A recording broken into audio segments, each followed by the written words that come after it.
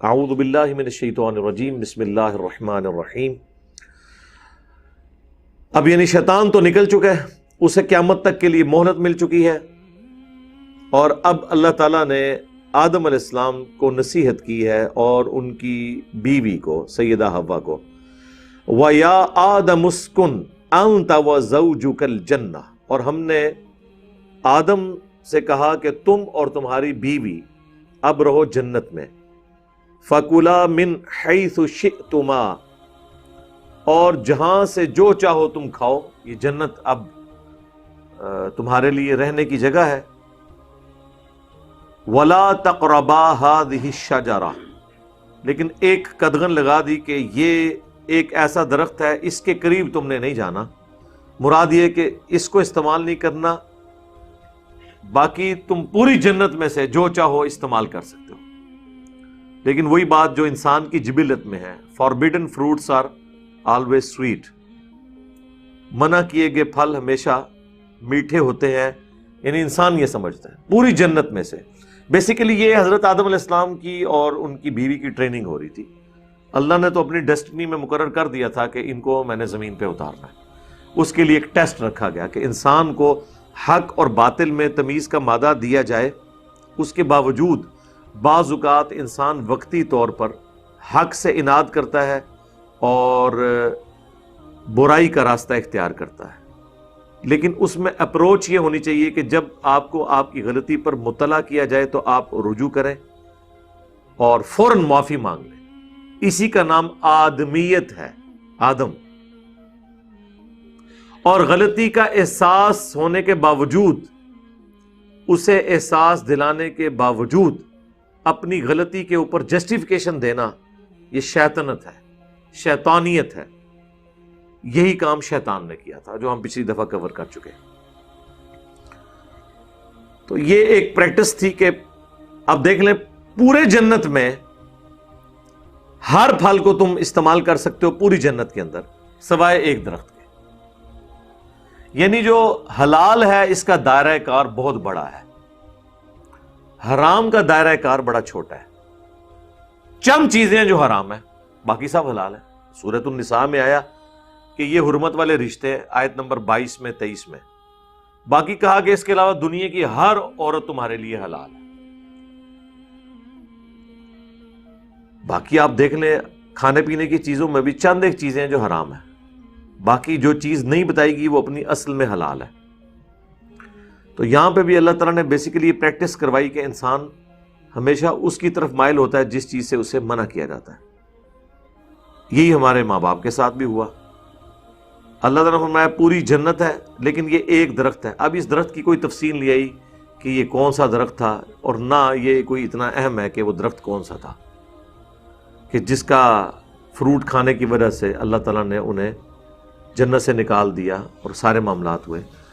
اس میں میسج یہ ہے کہ اللہ تعالیٰ نے جن چیزوں سے منع کیا ہے اس میں بچنے میں ہی عافیت ہے، پوری زندگی کے اوپر اس کو لے کے چلنا ہے۔ فَتَكُونَا مِنَ الظَّالِمِينَ، اگر ایسا ہوا تو پھر تم دونوں ظالموں میں شمار ہو جاؤ گے۔ اچھا، اب یہ جتنی آیات مسلسل 1 درجن سے زیادہ آیات ہیں، آپ دیکھیں گے اس میں تثنیہ کا صیغہ استعمال ہوا ہے۔ تم دونوں، تم دونوں، ان دونوں نے یہ کیا، ان دونوں نے پھر معافی مانگی، ان دونوں کو معاف کر دیا۔ یعنی اللہ تعالیٰ نے سنگل آؤٹ نہیں کیا مرد کو اور نہ عورت کو۔ کرسچینٹی کے اندر یہ سمجھا جاتا ہے کہ یہ ایکسس آف ایول، ایو ہے، یعنی حوا۔ ایو سیدہ حوا کے لیے انگلش میں لفظ استعمال ہوتا ہے، اسی سے ڈرائیو ہوا ہے ایول، یعنی ایو نے گناہ کروایا ابا سے ہمارے، وہ یہ کانسیپٹ ہے ادھر۔ لیکن قرآن حکیم میں جہاں بھی یہ چیز آئے گا آپ دیکھیں گے کہ ان دونوں نے یعنی صیغہ سنگولر کا نہیں استعمال ہوا، تثنیہ کا ہوا ہے۔ جمع کا اس لیے نہیں ہوا کہ جمع عربی میں 3 سے شروع ہوتی ہے، لیکن مشرق سنگولر، مشرقین 2 مشرقیں، مشارق 3 یا 3 سے زیادہ۔ تو یہاں پہ آپ دیکھیں تثنیہ کے صیغے آپ کو ملیں گے۔ فوسوس لہما، ان دونوں کو وسوسہ دلایا. اگر ہوتا نا فوسوس لہو تو سنگولر کا صیغہ ہوتا، لہم ہوتا تو پلورل کا صیغہ ہوتا. اچھا وہ پلورل کا صیغہ بھی بعض جگہ آیا ہے، وہاں پہ پوری انسانیت کو اللہ نے مراد لی ہے کیونکہ انہی دونوں سے آگے نسل چلنی تھی نا، لیکن یہاں پہ اسپیسیفکلی تثنیہ کا صیغہ ہے. فوسوس لہما الشیطان، تو ان دونوں کو وسوسہ دلایا شیطان نے، لیبدی لہما ما وری عنہما من سوآتہما، تاکہ بے پردہ کر دے ان کے لیے جو ڈھانپا گیا تھا ان کی شرمگاہوں سے. اس سے یہ لگتا ہے کہ کوئی جنتی لباس تھا جو دونوں کو پہنایا گیا تھا، اور وہ جیسے ہی پھل کھایا ان کے جسم سے وہ لباس اتر گیا اور ان کی شرمگاہیں ایک دوسرے پر آشکار ہو گئی. یعنی یہ فربیڈن فروٹ کھانے کی وجہ سے اللہ تعالیٰ کی طرف سے ایک سزا ہوئی. اب وہ جنتی لباس کس طرح کا تھا اس کی کوئی تفصیل آئی نہیں ہے. مختلف روایتیں، اب اسرائیلی روایتوں میں ملتا ہے یہ ناخن جو ہے یہ اس جنتی لباس کی باقیات ہیں. خیر میری تو نہیں عقل مانتی کہ اس طرح کا کوئی لباس ہو، یہ تو بڑا ہارڈ ہے، پورے جسم پہ تو یہ ہو، واللہ عالم.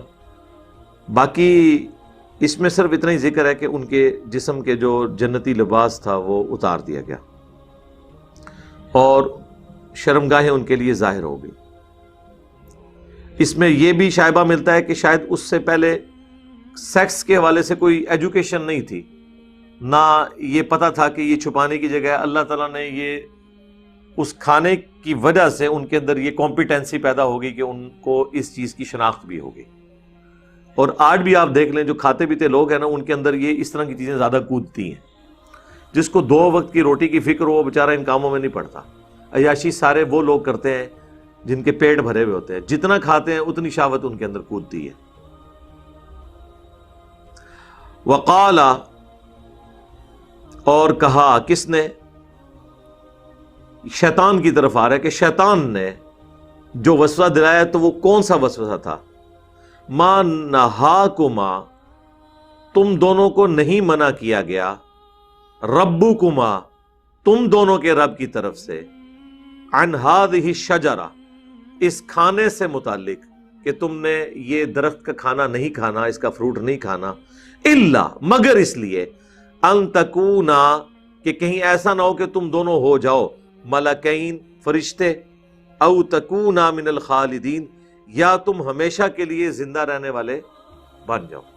شیطان نے انہیں وسوسہ کیا دلایا؟ اچھا اب وہ کہتے ہیں جی شیطان کی شکل میں آیا تھا. او بھائی جس شکل میں بھی آیا تھا آپ کا اس سے کیا لینا دینا؟ وہ جی شیطان جنت کے اندر کیسے چلا گیا؟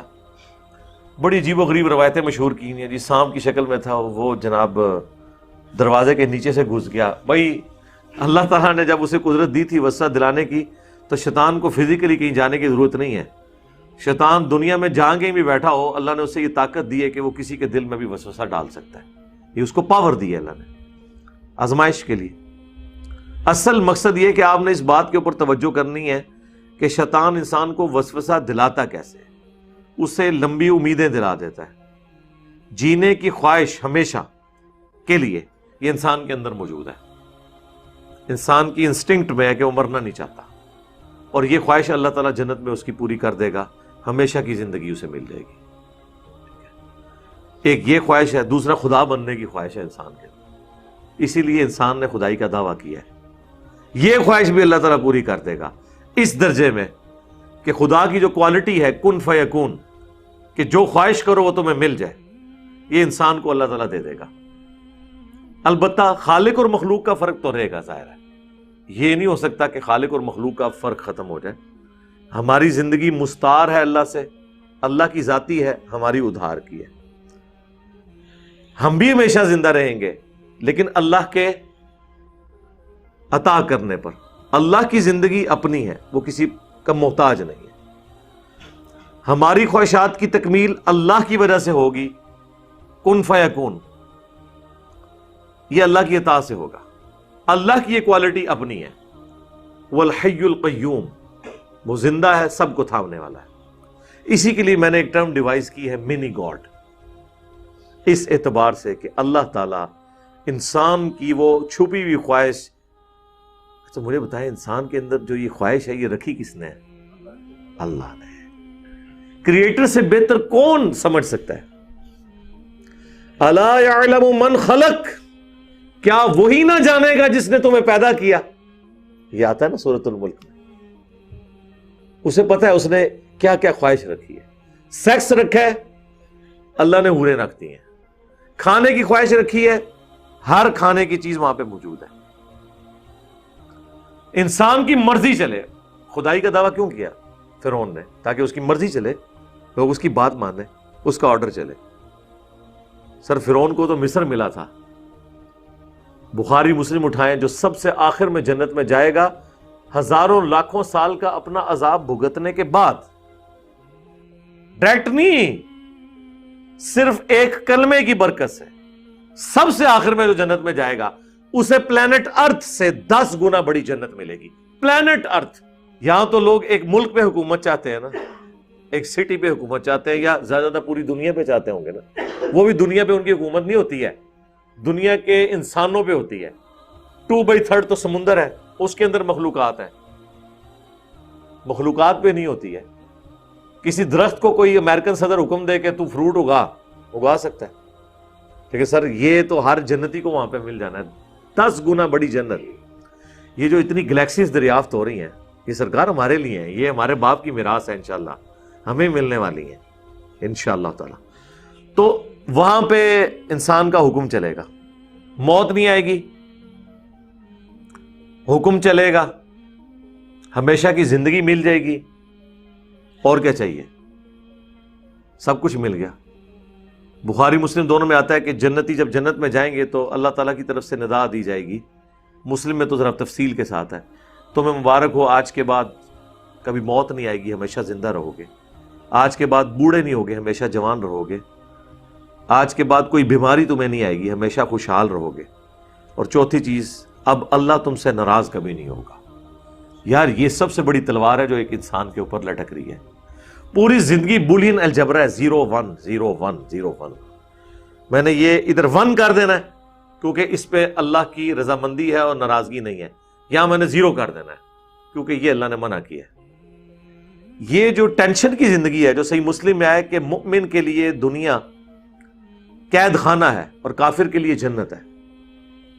قید خانہ ہے نا اس حوالے سے، ویسے تو ہنسانہ ہے سرکار، ہم سے کوئی پوچھے ہم قید خانے میں بھی جنت میں رہ رہے ہیں، یعنی میں تو اس وقت دنیا میں جو بڑے بڑے قید خانوں میں زندگی گزار رہے ہیں ان میں سے میں ایک ہوں، میں ایک آزاد زندگی نہیں گزار سکتا، ونریبل ہوں نا، دعوت کے والے سے بزرگان دین اور ان کے ماننے والوں سے خطرات لاحق ہے، کافروں سے نہیں، بزرگان دین کے ماننے والوں سے۔ لیکن جو فی دنیا حسن ہے کہ دنیا میں اللہ تعالیٰ آپ کو ایک غنی کر دیتا ہے، آپ گاڈ اورینٹڈ ہو جاتے ہیں، اللہ کی طرف متوجہ ہوتے ہیں، تو دنیا میں تکلیف جھیلنا آسان ہو جاتا ہے۔ تکلیفیں ختم نہیں ہونی، اگر ہونی ہوتی تو پیغمبروں کی ختم ہو جاتی، حسین ابن علی کی ختم ہو جاتی، نہیں ختم ہوئی، جھیلنا آسان ہو جائے گا۔ اسی کو کہا گیا فی الدنیا حسنہ وفی الآخرۃ حسنہ، تو پھر واقعی وہ اپنی پرفیکٹ ڈیفینیشن میں حسنہ ہوگا۔ دنیا ناقص ہے، آخرت پرفیکٹ ہے۔ اس کی ایک اور بڑی مثال ہے، دنیا میں آپ جتنی مرضی محنت کر دیں، جو آپ کا مقدر ہے وہ آپ کو ملے گا۔ یہ ہو نہیں سکتا کہ جو آپ نے محنت کی ہے ایگزیکٹلی اتنا آپ کو ملے۔ یہ ہو سکتا ہے کہ آپ نے کم محنت کی، زیادہ مل گیا، کیونکہ دنیا میں یہ نقص ہے، لیس للانسان الا ما سعی۔ یہ آخرت کے بارے میں ہے، دنیا کے بارے میں نہیں ہے۔ جو انسان کوشش کرتا ہے اس کے لیے وہی ہے۔ آخرت میں ایسا نہیں ہے، دنیا میں اگر کسی نے ایفرٹ پٹ کی ہے نا، ایٹ لیسٹ اتنا تو اسے ملے گا، بلکہ اتنا بھی نہیں۔ قرآن نے کہا 10 گنا، اور کسی کے لیے 700 گنا، کسی کے لیے اس سے بھی زیادہ۔ آخرت میں یہ نقص نہیں ہوگا، یہ دنیا کا نقص ہے کہ ایک بندہ ایفرٹ کرتا ہے، کامیاب ہو بھی سکتا ہے، ناکام بھی ہو سکتا ہے۔ آخرت میں اس نے کامیاب ہونا ہی ہونا ہے، 10 گنا اس کو ملنا ہے کم از کم۔ اسی بات کو اللہ تعالیٰ یقین دلانے کے لیے نا بار بار آخرت کے بارے میں کہتا ہے اللہ تعالیٰ اپنے وعدے کی خلاف ورزی نہیں کرتا. یہ بات کیوں کہتا ہے اللہ؟ دنیا کے لیے تو نہیں کہتا، کیونکہ دنیا کے بارے میں تو اللہ نے کہہ دیا انہیں اپنی مرضی سے دینی ہے، اس لیے دنیا میں اللہ نے وعدہ بھی نہیں کیا ہوا اس طرح کا. آخرت کا اللہ کا وعدہ ہے کہ نہ رسولوں کے وعدے جھوٹے ہوں گے، نہ اللہ کا وعدہ جھوٹا ہوگا. جس نے محنت کی ہے، یہ اکثر لوگ کہہ دیتے ہیں نا منو تو اللہ نے جہنم ہی جی سٹ رہا ہے، نعوذ باللہ. کبھی بھی نہیں یہ کہنا چاہیے. بخاری مسلم کی حدیث ہے میں اپنے بندے کے گمان کے قریب ہوں جیسا میرے بارے میں گمان کرے. لیکن چھڑا گمان ہی نہیں، نرا گمان نہیں، ایفرٹ پٹ کرنے کے بعد. میں نے دیکھا کہ یہ لوگ بڑے کانفیڈنٹ ہیں، دھڑلے سے برائیاں کرتے ہیں، وہ کہتے ہیں نہیں جی اللہ بخش دے گا، مجھے پتا ہے. تو انہوں کچھ بھی نہیں پتا، ڈنگرا کچھ بھی نہیں پتا. اگر یہ بات ہوتی تو پیغمبر ڈرا کے جاتے. ہاں پوری ایفرٹ پٹ کرنے کے بعد اگر آپ سے کوئی پوچھے کہ ہاں جی آپ کو یقین ہے آپ نے جنت میں جانا ہے، تو آپ کہا کریں انشاءاللہ مجھے یقین ہے کہ میں نے جنت میں جانا ہے، کیونکہ میرے پیغمبر کا وعدہ سچا ہے، میرے رب کا وعدہ سچا ہے کہ جو پیغمبروں کی پیروی کریں گے ہم انہیں جنت میں بھیجیں گے. یہ قصہ آدم اور ابلیس جب شروع میں آیا ہے سورۃ البقرہ میں، تو اللہ تعالیٰ نے کیا فرمایا کہ قُلْ نَهْبِطُوا مِنْهَا جَمِيعًا. پھر ہم نے آدم اور اس کی بیوی سے کہا تم سب کے سب زمین میں اتر جاؤ. فَإِمَّا يَأْتِيَنَّكُم مِّنِّي هُدًى. اب جب کبھی بھی کوئی میری طرف سے ہدایت کی کتاب تمہارے پاس آئے گی، فَمَن تَبِعَ هُدَايَ فَلَا خَوْفٌ عَلَيْهِمْ وَلَا هُمْ يَحْزَنُونَ. جو بھی قرآن کی یا کتابوں کی پیروی کر لیں گے پیغمبروں کی، انہیں قیامت کے دن نہ کوئی خوف ہوگا نہ کوئی غم. اور جو اللہ کی آیات کو جھٹلائیں گے وہ ہوں گے اہل جہنم، رہیں گے اس میں ہمیشہ ہمیشہ. اللہم اجرنا من النار.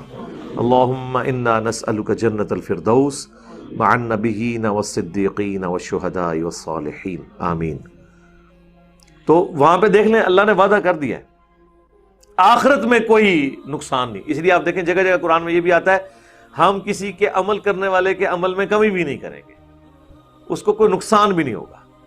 یہ اس لیے کہا جاتا ہے کہ دنیا میں یہ رول نہیں ہے نا. انسان کو وسوسہ آ سکتا تھا کہ اگر محنت کا رزلٹ ہی نکلنا ہے تو ڈاکٹر طاہر القادری صاحب نے تھوڑی محنت کی ہے، وزیر اعظم تو کوئی نہیں بنے. ہاں کسی کو خیال آ سکتا ہے نا، ہر حربہ انہوں نے استعمال کیا ہے. ٹھیک، تو آخرت کے لیے جو محنت کرتا ہے نا اسے انعام مل جانا ہے، اس کو کوئی گلہ شکوہ نہیں ہوگا. اب یہ انسان کے اندر خواہشات کچھ چھپی ہوئی ہیں، وہ پوری ہونی ہے جنت میں جا کے، لیکن خواہشات اندر موجود ہیں. یہ ساری باتیں مجھے اس لیے ذہن میں آئی، یہ بڑی ایک بعض اوقات چیز سمجھ نہیں آتی ہے کہ جب انسان کو فرشتوں نے سجدہ کر دیا، اب انسان کو کون سی چیز ہے جو وسوسہ دلا رہی ہے کہ وہ فرشتہ بننے کی خواہش کر رہا ہے؟ بھئی تیرا مرتبہ تو بڑا اونچا ہے، تو کیوں اپنے آپ کو گرا رہا ہے؟ اور دوسری بات او تکونا من الخالدین، کہ یا تم ہمیشہ رہنے والوں میں شامل نہ ہو جاؤ. یہ وہ چیز ہے کہ انسان ہمیشہ رہنا چاہتا ہے. انسان کو یہ پتہ چل گیا تھا کہ موت مجھے آنی ہے. شیطان نے اسے یہ وسوسہ دلایا کہ اگر یہ درخت کا تو نے پھل کھا لیا تو جو بھی اسے کھائے گا اسے موت نہیں آئے گی، وہ فرشتوں کی طرح ہو جائے گا. کیونکہ فرشتوں کو بھی موت نہیں آنی، وہ قیامت کی موت تو آنی آنی ہے، ہمیشہ کی زندگی ہے ان کے لیے. تو انسان کے اوپر جزوی فضیلت فرشتوں کو یہ حاصل ہے. موت بہرحال ایک نقص تو ہے نا دنیا کے اعتبار سے، یہ تو نیک بندہ بھی پسند نہیں کرتا موت کو. صحیح بخاری کی حدیث ہے نا، حدیث قدسی، کہ اللہ تعالیٰ فرماتا ہے، نبی علیہ السلام کہتے ہیں، وہ جو حدیث ہے ہاتھ بن جاتا ہوں پاؤں بن جاتا ہوں، وہ والی حدیث، اس میں یہ بھی الفاظ ہے، اللہ تعالیٰ فرماتا ہے کہ مجھے کسی بات سے اتنا تردد نہیں ہوتا جتنا تردد مجھے ہوتا ہے جب میں اپنے نیک بندے کی روح کو قبض کرنے لگتا ہوں. کیونکہ وہ بھی تو دنیا میں رہنا چاہتا ہے نا، کون نہیں رہنا چاہتا. اچھی صحت والی زندگی اللہ سے مانگنی چاہیے. جتنی زندگی زیادہ ہوگی آپ اتنی زیادہ نیکیاں کر سکتے ہیں. رذیل عمر تک نہ پہنچایا جائے وہ تو دعا ہے، وہ ایک الگ چیز ہے. ورنہ زیادہ زندہ رہنے کی خواہش تو انسان کو ہوتی ہے نا. یار موسیٰ علیہ السلام نے نہیں تھا تھپڑ مار دیا اسرائیل کو، بخاری مسلم میں آتا ہے. تو وہ زندہ رہنے کی خواہش تو انسان کے اندر موجود ہے. تو یہ ایک جزوی فضیلت ہے جو انسان نے یہ نہیں دیکھا کہ مجھے اللہ تعالیٰ نے اپنی برگاہ میں مقرب بنایا ہے، فرشتے میرے لیے گرا دیے ہیں سجدے میں تعظیماً، عبادت کا سجدہ نہیں تعظیم کا، تو اب میں نے کون سی ایسی چیز میں سے حاصل کرنی ہے. لیکن یہ انسان کی انسٹنکٹ میں ہے، اور اسی چیز کو اللہ کے نبی علیہ السلام نے، بخاری مسلم میں حدیث ہے، ہمیشہ اپنے سے نچلے لوگوں کی طرف دیکھا کرو، یوں تمہیں اللہ کی نعمتوں پر قناعت اور صبر نصیب ہوگا. اوپر نہیں دیکھنا اپنے سے. حالانکہ انسان اوپر تھا، پھر بھی انسان نے اپنی ایک کمزوری دیکھی کہ مجھے تو موت آنی ہے، اور یہ فرشتے کے اندر کوالٹی، بس وہ ایک کوالٹی دیکھی، باقی ساری چیزیں بھول گئے اور وہ فروٹ کھا لیا.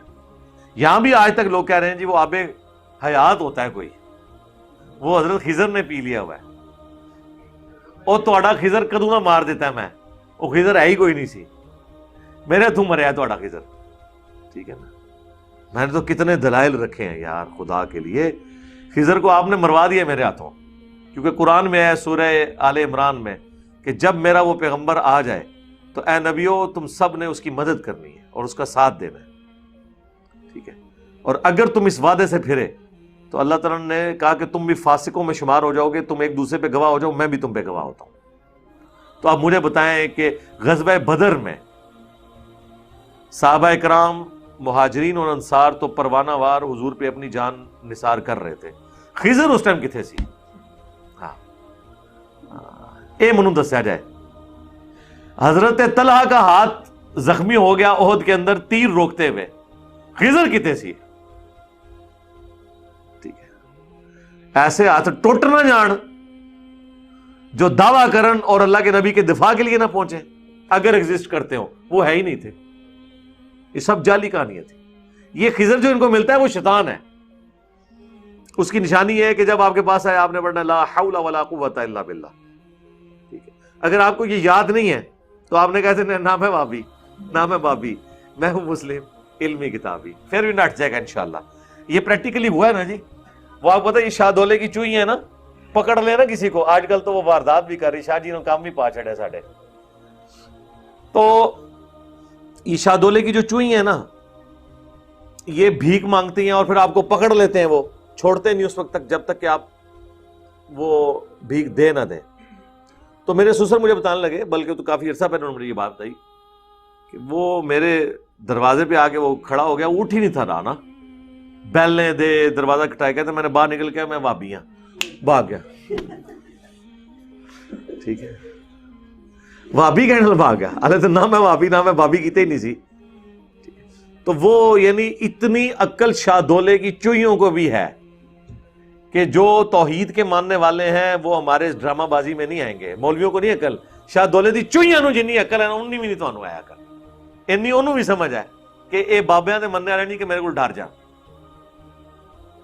کانفیڈنس، ایک توحید آپ کو کتنا کانفیڈنس دے دیتی ہے. تو یہ بعض اوقات انسان کے اندر یہ کمزوری آ جاتی ہے، اس وجہ سے وقتی طور پہ ان کا اس طرف گمان گیا، شیطان نے کام ڈالا، وہ رنگا لگ گیا. وَقَاسَمَهُمَا إِنِّي لَكُمَا لَمِنَ النَّاصِحِينَ، اور وہ ان دونوں کے سامنے قسمیں کھا کے کہنا شروع ہو گیا کہ میں بے شک بالضرور تمہارے بڑا خیر خواہ ہوں، تمہیں نصیحت کرنے والا ہوں. یعنی قسمیں اٹھا کے. یہاں پہ بھی آپ دیکھتے ہیں نا کہانیاں سنا رہے ہوتے ہیں، رب کی عزت کی قسم، اور واقعہ کس کا سنا رہے ہوتے ہیں؟ نبی اسلام کی وفات کے جو 500 سال بعد آ رہا ہے. بھائی اس کا رب اور رسول کے ساتھ کیا لینا دینا کہ آپ قسمیں اٹھا کے اس کے بارے میں کلیم کریں؟ یعنی قسم کھا کے تو آپ صحابہ اور اہل بیت یا پیغمبروں کے بارے میں کلیم کر سکتے ہیں نا، جن کے پیچھے قرآن کھڑا ہوا ہے، اللہ کے نبی کے فرامین کھڑے ہوئے ہیں. جو بندے ہی بعد میں آ رہے ہیں ان کے بارے میں آپ کہہ رہے ہیں کہ جی جناب یہ ہو گیا وہ ہو گیا، اور ساتھ بھی وہ کہتے ہیں رب کی عزت کی قسم. ہاں نا، اوپر دیکھا تو سونا، نیچے دیکھا تو سونا. ٹھیک ہے، اور وہ ساتھ کہتے ہیں ہاں نا، یعنی میں بھی دیکھ رہا تھا. تو یہ وہ والی چیز ہے. تو شیطان نے قسم دلوائی، قسمیں کھا کے کہا. اب یہاں دیکھیں، یہاں پہ بھی وہی صیغہ تثنیہ کا ہے، وَقَاسَمَهُمَا إِنِّي لَكُمَا، دونوں کے صیغے کے ساتھ، لَمِنَ النَّاصِحِينَ، ضرور بالضرور خیر خواہ. فَدَلَّاهُمَا بِغُرُورٍ، تو شیطان نے ان کو آخر گرا دیا دھوکہ دے کے، بہکا ہی دیا۔ فلما، پس جب ذاق الشجرہ، ان دونوں نے وہ کھایا پھل اس درخت کا، بدت لہما سوآتہما، تو ان کے لیے پھر ان کی شرمگاہیں ظاہر ہوگی، جنتی لباس اتر گیا، سزا مل گئی۔ وطفقا یخصفان علیہما من ورق الجنہ، تو اب جیسے شرمگاہیں ظاہر ہوئیں تو ظاہر ہے کہ وہ انسان کی جبلت ہے، تو انہوں نے درختوں کے پتوں سے اپنی شرمگاہوں کو چھپانا شروع کر دیا۔ ظاہر ہے اس وقت کوئی فیکٹری نہیں لگی ہوئی تھی، وہی کپڑے تھے، ایک ہی جوڑا تھا، وہ بھی اللہ نے لے لیا، اور پھر جب اللہ لے لے تو پھر تو کچھ نہیں ہو سکتا، تو پھر انہوں نے درختوں کے پتوں سے اپنے جسم کو ڈھانپنا شروع کر دیا۔ وَنَادَاهُمَا رَبُّهُمَا، تو اس وقت پھر ان کے رب نے ان دونوں کو ندا دی، أَلَمْ أَنْهَكُمَا عَنْ تِلْكُمَا الشَّجَرَةِ، کیا میں نے تم دونوں کو اس درخت کے حوالے سے منع نہیں کیا تھا؟ وَأَقُلْ لَكُمَا إِنَّ الشَّيْطَانَ لَكُمَا عَدُوٌّ مُّبِينٌ، اور میں نے تمہیں یہ بھی بتایا تھا کہ بے شک شیطان تمہارا کھلا دشمن ہے۔ ظاہر ہے کہ شیطان بنے ہی ان کی وجہ سے تھا نا، انکاری یعنی سبب تو وہی بنے نا، تو جیلسی فیکٹر، اسی لیے ابلیس کہا جاتا ہے، ابلیس جیلسی رکھنے والا، حسد کرنے والا۔ تو اللہ نے فرمایا میں نے تمہیں یہ بتایا تھا، پھر بھی تم سے یہ ہو گیا۔ اب یہاں پہ وہ فرق ظاہر ہو جائے گا۔ یہی سوال اللہ تعالیٰ نے شیطان سے کیا تھا جو پچھلی دفعہ آیا تھا، کہ شیطان سے اللہ نے فرمایا تھا تجھے کس چیز نے منع کیا جب میں نے تمہیں حکم دیا تھا کہ تم اس کو سجدہ کرو، آدم کو۔ اور یہاں پہ بھی اللہ تعالیٰ کیا فرما رہا ہے کہ تم دونوں کو میں نے بتایا تھا شیطان کھلا دشمن ہے، پھر تم نے کیوں وہ درخت کھایا؟ شیطان نے جواب دیا تھا میں اس سے بہتر ہوں۔ آدمی کا جواب سنیں کیا ہے، اور دیکھ لیں کہ ہم آدم کے ساتھ ہیں یا شیطان کے ساتھ ہیں۔ قالا، ان دونوں نے کہا ربنا ظلمنا انفسنا، اے ہمارے رب ہم نے ظلم کیا اپنی جانوں پر، وَإِن لَّمْ تَغْفِرْ لَنَا، اور اگر تو نے ہمیں معاف نہ کیا، وَتَرْحَمْنَا، اور ہم پر رحم نہ فرمایا، لَنَكُونَنَّ مِنَ الْخَاسِرِينَ، تو ہم ضرور بالضرور خسارہ پانے والوں میں ہو جائیں گے۔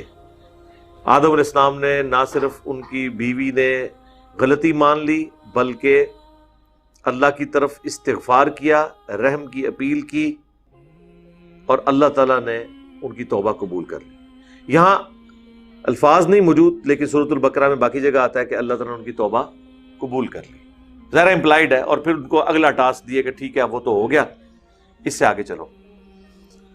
اب قرآن میں واضح قصہ آدم اور ابلیس میں حضرت آدم علیہ السلام کی توبہ کا ذکر بھی آیا، یہ دعا بھی آ گئی۔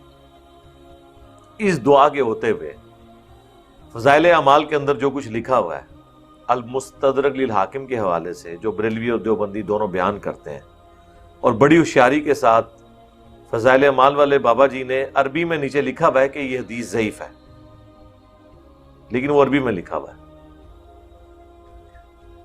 اور پھر پوچھیں گے نہیں جی ضعیف حدیث ہم فضیلت میں لیتے ہیں، کیونکہ کلمے کی فضیلت ہے کہ آدم علیہ السلام نے نبی علیہ السلام کے وسیلے سے دعا مانگی اور توبہ قبول ہوئی۔ اللہ نے پوچھا تجھے کیسے پتہ چلا؟ تو اللہ تعالیٰ سے عرض کی انہوں نے کہ میں نے تیرے نام کے ساتھ کلمے میں وہ نام لکھا ہوا دیکھا تھا، تو میں تجھے اس کا وسیلہ پیش کرتا ہوں۔ اچھا، وہ کہتے ہیں ہم یہ کلمے کی فضیلت میں یہ پیش کر رہے ہیں۔ یہ جتنے فضائل بیان کرتے ہیں نا ضعیف روایتوں سے، بناتے تو اس سے عقیدہ ہیں، پھر آگے عقیدہ تو خود بخود بن گیا نا، کہ آپ نے پھر وہ آگے نبی علیہ السلام تک نہیں نہ رہتے، بزرگوں کے بھی واسطے وسیلے ڈالتے ہیں۔ ہمیں کہتے ہیں ہم فضیلت میں لے رہے ہیں، ان کی فضیلت میں، اور خود اس سے عقیدہ بنا لیتے ہیں۔ آپ کو سمجھ آئی کتنی بڑی دو نمبری ہے؟ بتا رہے فضیلت ہو تو پھر فضیلت بھی رکھو، گھڑتے عقیدہ ہو، اور اس سے بھی آگے چلے جاتے ہیں، اپنی مرضی کی چیزیں مانتے ہیں۔ اب دیوبندیوں سے کہیں کہ انگوٹھے چومنے والی روایتیں بھی تو ہیں، فضائل میں لے لو نا، کہ حضرت ابوبکر صدیق نے کہا کہ جو انگوٹھے چومے گا میں جو ہوں، نبی علیہ السلام نے مجھے گارنٹی دی ہے کہ اللہ کے نبی علیہ السلام اس کی شفاعت کریں گے، تو وہ کہیں گے نہیں جی وہ بریلوی کرتے ہیں، ہم نے نہیں چومنے۔ تو فضیلت، یہ فضیلت تو اس میں نقل ہوئی ہے نا۔ اب فضیلت یہاں تک نہیں رہی، انہوں نے اس سے عقیدہ بنایا کہ اس سے شفاعت ملے گی، اگلا عقیدہ یہ کہ جو چوم نہیں رہا اس میں بغض ہے. کہتے ہیں دیکھیں دو بندوں کے سامنے آپ نبی علیہ السلام کا نام لے رہے ہیں, ایک انگوٹھے چوم رہا ہے ایک نہیں چوم رہا, تو عاشق رسول کون ہے؟ بھائی عاشق رسول وہ ہے جو درود شریف پڑھ رہا ہے, کیونکہ نبی علیہ السلام نے تو اس کا حکم دیا تھا. جو جامعہ ترمذی میں حدیث ہے, جس شخص کے سامنے میرا ذکر ہو اور مجھ پر درود نہ پڑے وہ کنجوس ہے. اللہم صلی علی محمد وعلی آل محمد. اور ترمذی میں اور حاکم میں موجود ہے, وہ برباد ہو جائے وہ شخص جس کے سامنے میرا ذکر ہو مجھ پر درود نہ پڑے. اللہم صلی علی محمد وعلی آل محمد. ایک مجلس میں ایک دفعہ پڑھ لینا کافی ہے. انگوٹھے چومنے کے اوپر زور ہے, صلی اللہ علیہ وآلہ وسلم کہنے کے اوپر نہیں ہے. اور درود شریف بھی پڑھیں گے تو آدھا صلی اللہ علیہ وسلم وآلہ وسلم بہت تھوڑے لوگ پڑھتے ہیں, ٹریننگ میں نہیں. ہاں شیعہ کے ہاں یہ اسٹیبلش ہے, وہ آلہ کے ساتھ پڑھتے ہیں. تو جو کام کرنے والا تھا وہ کیا نہیں اور عقیدے بنا لیے, اور باقاعدہ دعائیں لکھی ہوئی ہیں, پھر وسیلہ اور پتہ نہیں کیا کچھ بناتے ہیں. وسیلے کو ہم بھی مانتے ہیں لیکن یہ والا پنجابی والا وسیلہ نہیں. اس کے لیے میری یوٹیوب کے اوپر ویڈیو دیکھ لیں, وسیلے کے نام پر دھوکہ, وسیلہ اور توسل کے صحیح احکام و مسائل, قبر رسول سے شفاعت, مجھے اپنے بعد تم سے شرک کا خوف نہیں ہے. یہ ساری ویڈیوز ہیں جو میں نے اسی ٹاپک کو کور کیا. توحید سے متعلق 10 دھوکے. تو قرآن میں واضح آ گیا ہے, یہ اتنی امپورٹنٹ دعا تھی یار. 7 دفعہ قصہ آدم اور ابلیس ذکر ہوا ہے. اللہ تعالیٰ نے 7 جگہ مس کر دی ہے وہ دعا جو حاکم کے اندر آ گئی ہے. یہ تو بہت بڑی چیز تھی. دعا تو قرآن میں ہی آئی ہوئی ہے. جب یہ دعا دکھاتے ہیں نا, پتہ ہے وہ کیا کہتے ہیں؟ ایوی سی نالو بھی پڑی سی. اللہ دے بندے ہو, ایک کام تھوڑے مولوی کر دینے. صحابہ نے کبھی یہ کام نہیں کیا کہ ربنا آتینا فی الدنیا حسنہ وفی الآخرۃ حسنۃ وقنا عذاب النار کے بعد پڑھے واقنا عذاب القبر واقنا عذاب الحشر. انہوں نے سمجھا کہ حضرت آدم علیہ السلام بھی واقنا عذاب الحشر واقنا عذاب القبر پڑھتے سن نال. انہوں نے یہی پڑھا تھا جو دعا ذکر ہوگی. تمام انبیاء کی دعائیں آپ دیکھ لیں, کوئی واسطے وسیلے اس کے اندر نہیں ہیں. 40 سے زیادہ دعائیں آئی ہیں ربنا کے ساتھ پیغمبروں کی. تو آپ سے کہیں گے نہیں دیکھیں جی پیغمبر اس لیے ذکر نہیں کرتے تھے, پیغمبر اور اللہ تو ڈائریکٹ ہوتا ہے نا جی. اچھا, تو اس کا مطلب یہ ہے کہ پیغمبر اپنے ساتھ جوڑنے آئے تھے لوگوں کو, اللہ کے ساتھ جوڑنے نہیں آئے تھے. سرکار یہ کتنی بڑی بات آپ کر رہے ہیں. قرآن میں اللہ نے سورہ آل عمران میں فرمایا کبھی ایسا نہیں ہوا کہ ہم کسی پیغمبر کو کتاب, حکم, نبوت دے کر بھیجیں اور وہ لوگوں سے یہ کہنا شروع کر دے کہ لوگوں میرے بندے بن جاؤ اللہ کو چھوڑ کر, بلکہ وہ تو کہے گا کونو ربانیین, تم سب کے سب اللہ والے بن جاؤ. اللہ تو کہہ رہے ہیں پیغمبروں نے تو کبھی کیا ہی نہیں ہے کہ انہوں نے کہا کہ ہمیں بیچ میں ڈال لو. وہ تو اللہ کے ساتھ جوڑنے کے لیے آتے ہیں. اور پھر ہمارے پیغمبر سے تو اللہ نے کہلوا دیا. رمضان کے اوپر پورا ایک رکوع ہے سورۃ البقرہ میں, اس کے سینٹر میں آیت ہے وَإِذَا سَأَلَكَ عِبَادِي عَنِّي فَإِنِّي قَرِيبٌ. اور اے میرے نبی جب میرے بندے آپ سے میرے بارے میں پوچھتے ہیں تو آپ فرما دو کہ میں تمہارے بالکل قریب ہوں. اجیب الدعوۃ الداعی اذا دعان, ہر پکارنے والے کی پکار کو سنتا ہوں جب وہ مجھے پکارتا ہے. لیکن شرط ہے فَلْيَسْتَجِيبُوا لِي وَلْيُؤْمِنُوا بِي. اسے بھی چاہیے, لوگوں کو بھی چاہیے کہ میرا حکم مانے, مجھ پر ایمان لائیں جیسا کہ ایمان لانے کا حق ہے, تاکہ وہ کامیاب ہو سکے, رشد و ہدایت پا سکے. بڑی مزے کی بات ہے. باقی جتنے فقہی احکام و مسائل ہیں نا عقائد نظریات کے حوالے سے, اس میں پتہ ہے قرآن میں کیا لفظ ہے؟ یسألوکا. اے میرے نبی تم سے پوچھتے ہیں, تم سے پوچھتے ہیں چاند کے بارے میں, تم سے پوچھتے ہیں قتال کے بارے میں. تو اللہ فرماتا ہے قل, اے نبی ان سے فرما دو. لیکن سرکار جب آئی نہ بندے اور اللہ کے ریلیشن شپ کی باری, تو اللہ نے اپنے نبی کو بھی بیچ میں سے نکال دیا. اور یس آلو کا نہیں آیا وَإِذَا سَأَلَكَ عِبَادِي, جب تجھ سے پوچھتے ہیں میرے بندے میرے بارے میں. وَإِذَا سَأَلَكَ عِبَادِي أَنِّي, اب میرے بندے میرے متعلق تم سے پوچھتے ہیں تو فرماؤ میں تمہارے بالکل قریب ہوں, ہر پکارنے والے کی پکار کو سنتا ہوں جب وہ مجھے پکارے. اب اس موقع پہ تو کہنا چاہیے تھا جب مجھے وہ واسطے ڈالے، جب وہ فلاں دربار پہ جائے، وہ یہ کرے وہ کرے، فإنی قریب، میں بالکل قریب۔ پھر آپ کو مثالیں دیتے ہیں، کہتے ہیں وہ دیکھیں جی چھت پہ اوپر جانے کے لیے سیڑھی کی ضرورت ہے، سیڑھی کے بغیر آپ اوپر جا نہیں سکتے، تو ڈائریکٹ اللہ تک کیسے پہنچ سکتے ہیں؟ سر سیڑھی اللہ نے بتا دی ہے نا کہ میرے تک پہنچنے کی سیڑھی یہ ہے کہ مجھے پکارنا ہے، اور کس طریقے پہ؟ جو پیغمبر نے سکھایا۔ اس میں واسطے وسیلے کہاں سے آ گئے؟ وہ کہتے ہیں نہیں دیکھیں نا جی آپ بغیر سیڑھی کے تو اوپر نہیں جا سکتے، تو آپ بزرگوں کے بغیر اللہ تک کیسے پہنچ سکتے ہیں؟ بھئی چھت پہ تو نہیں آپ جا سکتے، لیکن اللہ کے لیے آپ اس طرح کی مثال دیں گے تو قرآن میں تو جگہ جگہ ہے اللہ تعالیٰ کے لیے کوئی مثال بیان نہ کرو، وَلَا تَقُولُوا عَلَى اللَّهِ إِلَّا الْحَقِّ، صرف وہی کہو جو حق پر مبنی۔ تو اس میں نے ان کے لیے ایک پھکی اینٹی وینم تیار کیا ہوا ہے، اور ٹائم قیامت تک کے لیے اس کا جواب دو کہ دنیا میں ساری مخلوقات مل کے اگر کسی جج کے سامنے گواہی دے دیں کہ یہ شخص مجرم ہے، دنیا کی عدلیہ اس کے خلاف فیصلہ دے دے گی، لیکن زمین و آسمان کی ساری مخلوقات مل کے کسی بے گناہ کے بارے میں اللہ کی بارگاہ میں مقدمہ قائم کر دیں، کیا اللہ بھی سزا دے گا؟ نہیں۔ تو اس کا مطلب ہے اللہ کے لیے آپ مثال بیان نہیں کر سکتے۔ دنیا میں آپ جج کی مثال ہی بیان کریں گے نا، جبکہ اللہ تعالیٰ نے انسانیت کو میگنا کارٹا دے دیا ہے، وَإِذَا سَأَلَكَ عِبَادِي عَنِّي فَإِنِّي قَرِيب۔ اللہ تو خود کہہ رہا ہے کہ میں قریب ہوں، کوئی نہیں بیچ میں چیزیں ڈال رہا، آپ خود اللہ کے اوپر جھوٹ باندھ رہے ہیں۔ ہاں دعا کا پروٹوکول ہے، اور جامع ترمذی میں حدیث ہے جو شخص اللہ کا ذکر اور دعا کرنے سے پہلے اللہ کا ذکر اور دروشی پڑھ کے متوجہ ہوتا ہے، اللہ تعالیٰ اس کی دعا قبول کرتا ہے۔ یہ چیز ہے، جامع ترمذی میں 593 نمبر یہ حدیث ہے۔ تو یہ دعا بالکل واضح آ گئی ہے۔ اب اس دعا کے آپ یہ لے کے جائیں، آپ 14 ٹیکے لگیں گے آپ کو، آپ مولوی سے جا کے پوچھیں گے قرآن میں تو یہ دعا آئی ہوئی ہے، تو دس ماما تیری دعا کیڑی آیت وچ لکھی ہے،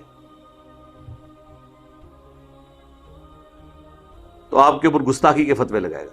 قال اهبطوا بعضكم لبعض عدو، اللہ نے پھر فرمایا اتر جاؤ اب زمین پہ، تم میں سے بعض کے دشمن ہوں گے۔ ظاہر ہے کہ جیلسی فیکٹر بھی موجود ہوگا، اور بعض کے دشمن سے مراد ہے شیطان انسان کا دشمن ہوگا، کیونکہ ہر ابن آدم کے ساتھ ایک شیطان بھی پیدا ہوتا ہے جو اس کے ساتھ اٹیچ ہو جاتا ہے، جو صحیح مسلم میں حدیث ہے، بخاری میں بھی ہے، مسلم میں تفصیل کے ساتھ ہے، ہر انسان کے ساتھ ایک جن اور ایک فرشتہ اٹیچ ہے۔ جن وہ شیطان جو اسے برائی کی طرف بلاتا ہے، اور فرشتہ اسے اچھائی کی طرف بلاتا ہے، وہ بعض کے دشمن ہے۔ وَلَكُمْ فِي الْأَرْضِ مُسْتَقَرٌّ وَمَتَاعٌ إِلَىٰ حِينٍ، اور تمہیں زمین میں رہنا ہے کچھ عرصے کے لیے، اور وہاں تمہارے لیے نفع اٹھانے کی جگہ موجود ہے۔ اللہ نے سارے ریسورسز دنیا میں دے دیے ہیں، یہ تمہارا ٹیسٹ ہے۔ تو وہ ایک چھوٹا منی ٹیسٹ ہوا ہے جنت کے اندر کہ یہ کام نہیں کرنا ورنہ جنت سے نکل جاؤ گے، وہ کام کر لیا، رزلٹ نکل آیا، ایک چھوٹا ٹیسٹ تھا۔ پھر اللہ نے کہا اب تو نکل تو گئے ہو، اب زمین پہ تمہیں بساؤں گا، وہاں بھی یہ حکم دوں گا کہ یہ کرنا ہے یہ نہیں کرنا، تو جو کرے گا وہ جنت میں چلا جائے گا، جو انکار کرے گا نافرمانی کرے گا وہ جائے گا جہنم میں۔ اور دنیا میں یہ ہو رہا ہے، آپ دیکھ رہے ہیں، اللہ تعالیٰ نے چیزیں رکھ دی۔ آخرت کا فیصلہ دنیا میں ہی نظر آ جاتا ہے کہ کون پیروی کر رہا ہے پیغمبروں کی کتابوں کی اور کون نہیں کر رہا۔ تو یہ اللہ تبارک و تعالیٰ نے ایک ٹیسٹ پرفارم کیا بندے کے اوپر، اور اس کے بعد اسے اب مین ٹیسٹ میں بھیج دیا ہے۔ ایک سمجھ لے پہلے ایک کوئز ہوا تھا، اس میں تو ناکام ہوا انسان، لیکن اب ناکام نہیں اسے ہونا چاہیے، کیونکہ ناکامی تو ایک دفعہ ہی ہوتی ہے نا، دوبارہ تو نہیں ہونی چاہیے۔ قال فیہا تحیون وفیہا تموتون ومنہا تخرجون، اللہ نے یہ بھی فرمایا اسی میں تم زندہ رہو گے، اسی میں تم مرو گے۔ کاش یہی معاملہ ختم ہو جاتا، لیکن پھر یہ جو دھمکی لگائی ہے ومنہا تخرجون، یہ تلوار جو لٹکا دی ہے نا، accountability of the day of judgement, اگر یہ سب کچھ ختم ہو جاتا نا یہاں پہ، یقین کریں عیاشی کی زندگی گزارتے ہیں۔ یہ جو تلوار لٹکا دی ہے نا کہ اس سے پھر تمہیں اٹھایا بھی جائے گا۔ اٹھانے کا مطلب ہے پھر پوچھا جائے گا ہاں بھائی سنا، لا یسأل عما یفعل، وہم یسألون. اللہ کو کوئی نہیں پوچھ سکتا کہ اس نے یہ کیوں کیا. اللہ ہر ایک کو پوچھے گا. اللہم حاسبنا حسابا یسیرا. آمین.